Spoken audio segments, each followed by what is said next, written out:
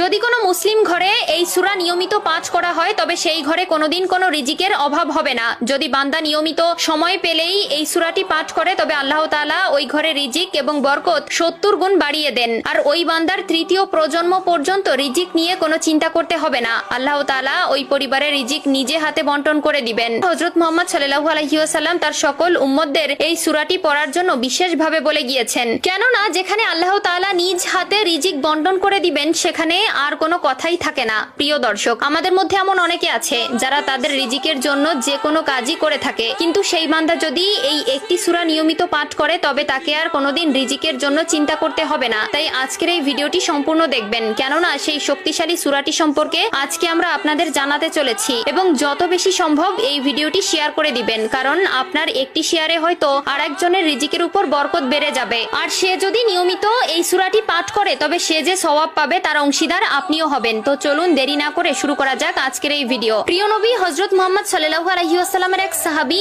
ওসমান রাদিয়াল্লাহু তাআলা আনহু যখন খেলাফতে আসলেন, অর্থাৎ যখন তিনি পুরো আরব বিশ্ব শাসন করতেন, তখন আব্দুল্লাহ ইবনে মাসউদ রাদিয়াল্লাহু তাআলা আনহু যখন খুব অসুস্থ হয়ে পড়লেন, তখন ওসমান রাদিয়াল্লাহু তাআলা আনহু তাকে দেখতে গেলেন এবং তার ঘরে প্রবেশ করলেন। বললেন, তোমার তো পরিবার আছে এবং তোমার ঘরে ছোট ছোট সন্তান রয়েছে, তুমি যদি চাও আমি তোমাকে বাইতুল ফান্ড থেকে তোমার জন্য কিছু খাবারের ব্যবস্থা করব, যাতে করে তোমার সন্তানরা নিয়মিত তাদের খাবার চালিয়ে যেতে পারে। আব্দুল্লাহ ইবনে মাসউদ রাদিয়াল্লাহু তাআলা আনহু তখন তার উত্তরে বললেন, আমার নবী আমাকে এমন একটি সূরা শিখিয়ে দিয়েছে যা আমার সন্তানেরা যদি পাঠ করে তাহলে কখনো আমার এই ঘরে রিজিকের অভাব হবে না, আর আল্লাহ তাআলা নিজে আমার এই ঘরে রিজিকের ব্যবস্থা করে দিবেন। তখন তিনি বললেন, কি সেই সূরা যা পড়লে আল্লাহ তাআলা নিজে রিজিকের দায়িত্ব নিয়ে নেন? তখন তিনি উত্তরে বললেন, সূরাটি হচ্ছে সূরাতুল ওয়াকিয়া। তিনি আরো বললেন, শুধু তাই নয়, এই সূরায় রয়েছে আরো অনেক ফজিলত। প্রিয় দর্শক,